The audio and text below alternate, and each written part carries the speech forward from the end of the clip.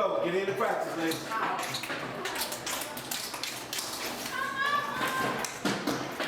Dad, you know y'all ain't supposed to be in there. Hi, my name is Bril, and I'm a tapaholic. I've been addicted to the rhythm ever since I was about 5 years old. I know, childhood addict. But I don't know, when I got it in my system, I just didn't know how to get it out, so I just kept wanting more and more and more. And so, yeah, I've been addicted for about 30 years, and I really don't want to kick the habit. There were different levels of my influences. The first ones were, of course, my first teachers, which is how I first developed a love for the dance. Ted Levy, who went on to do stuff with Gregory Hines on Broadway and all of this stuff, was my teacher when I was at the M.A.D.D School of Theater when I was a kid. Then Carlton Smith was my second teacher. And then my third teacher, I've had 3 teachers in my life before I really started embarking on the dance as a career, was this guy named Mr. Taps. He was a street performer. He was a guy I saw tap dancing in the subway.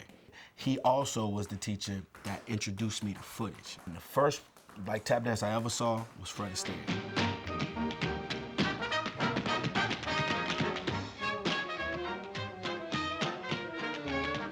And so I wanted to have that smoothness, but I never really wanted to dance like him. It was weird. I wanted that smoothness, but I still wanted to tap dance the way I was tap dancing. And so then the next step was when I saw the Nicholas brothers.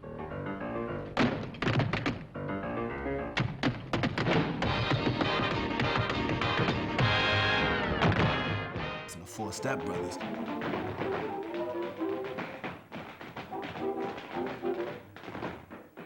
They did all this flash tap and acrobatics, and they were flipping over each other's heads and all this stuff. Me and my cousin at the time immediately started trying that stuff. And and some of the first routines we ever did, we copied the Four Step Brothers routines. 1, 2, 3, 4. Everybody, 2, keep it right there. 3, 4. 1, 2, 3. What was it about tap that led me to believe it could steer young people away from distractions or negative choices in life? Myself. I mean, everybody that I grew up with, all of the young kids I used to know around my block when I grew up, all ended up being stereotypes and statistics. You know what I'm saying? These guys all ended up either selling drugs, in jail, or dead. And so I knew that had it not been for tap, I mean, my mother was real, attentive to me. So that was, of course, a plus and a benefit. But had it not been for me being introduced to the art form and finding love with it and wanting to get into it deeply, then I think I could have very well ended up in a lot of situations like all the guys I knew around the way. So tap dance pretty much saved my life. It gave me an out of the situation that trapped so many young black men in my neighborhood. And so I knew that if I could turn around and use it the same way, it wasn't gonna catch everybody the same way, but it was gonna speak to at least 1 or 2 young men and women out of every situation I was in the same way, and hopefully just get them other alternatives. M.A.D.D Rhythms was kind of a way that I wanted to create something that was a foundation. That was the first part of it.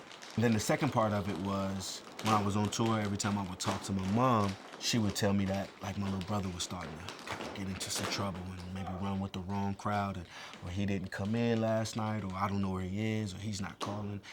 He was starting to fall into the wrong element. And so I wanted to do something when I came back to kind of grab my little brother and put him with me. My name is Dixon. I'm from Chicago, Illinois. I've been tap dancing since I was 16. I'm 20, I was 26 years old. Yeah, I was introduced to tap through my brother Bril when he started M.A.D.D Rhythms. Actually, even before that, there was an all-boy company that didn't even really have a name when we used to meet at a school called Sammy Dyer, which is where a lot of us came up at. And we just used to come in and kind of improv and do a little tapping and things like that. But then, the next year after that, he started M.A.D.D Rhythms, so that's when I was introduced really to tap. A program like After School Matters makes me feel really attached to it, just because, for one, we're teaching in the exact same community where I grew up. So all those kids over there are, you know, I'm saying that used to be me, or that used to be my friends, or, you know, I knew people exactly like that, or even worse, in terms of just like problems in their lives and all that. And I didn't have anything around there, or at least nothing that I knew of at the time when I was growing up that I can go learn how to act, or learn how to tap dance, or learn how to this and that. So I definitely enjoy being a part of that, so that I can kind of give back to the community that I'm from. No, I'm saying, that's how I think. How you gonna back to home if your shoes always locked up somewhere? My name is Justin Garth. I'm 15, and I'm from Chicago. It's changed. I mean, it's changed me in many ways. Like, I used to be, like, I was 8 when I started. Then I was not focused. I used to get in a lot of trouble. Then I met Bril. He taught me a lot of things and kept me. Had certain days I just came to him so I wouldn't be hanging out with the wrong people, getting in trouble. So it changed me a lot. He's done a lot for me. Bril is like a father for my tap dancing. He can teach me different stuff about tap dancing, with the business with tap, a lot of other things. He's another father figure. Bril, it's a good guy to hang with. I had one young man for a while who was he was known for being a street brawler. This cat was out in the streets fighting, and he found his way into the program. I think his brother was in the program, and then he came. And for a while, he was having a good time. He started adjusting. He started coming. But then, then he just stopped coming. And one day I saw him out on the street, and I'm like, man, what happened? He was like, man, I need to be out here. And I was like, I'm sorry you feel that way, because you were making such strides. And that's what I hate to see and what I try to prevent. Who is smart enough and clever enough to break the cycle of what normally happens? Usually that's the situation. So wait. I've been fortunate to be able to put these programs into community centers and even some schools all across the city. Right now we have 3 programs, running, 2 on the west side at the Better Boys Foundation, and then 1 in Inglewood at Team Inglewood High School. And the tripped out thing about that is those are the 2 most highly crime-ridden areas in the city of Chicago, and I've got programs running in each. 1, 2, 3, 4. My name is Robin Ashford. I've been tapping for 4 years. The program keeps me out of trouble. So if I have dance practice or not, I come to BBF. So I'm going to get my shoes, and so I'm just telling you, just go back up. So I get my shoes, I go get my sister at the bathroom, Lord, come outside. If they come up here, I'm going to try to avoid the fight. I'm not a person that fight.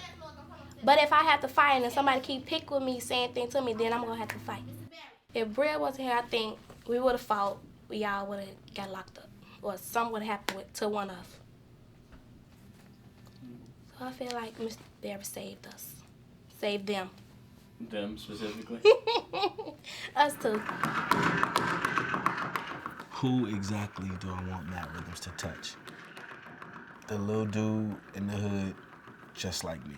That was just like me, that before I was shown the art form, before the art form entered my life, had no idea of what direction I might have wanted to go and could have easily went in the wrong direction. I want M.A.D.D Rhythms to touch them, and I think that's why we do so much of what we do in the schools and in the communities we do.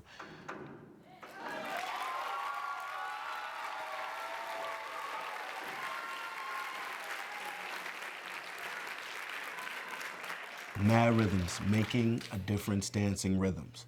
We believe everybody was put on this earth to make a difference. We make our difference dancing rhythms. How do you make yours?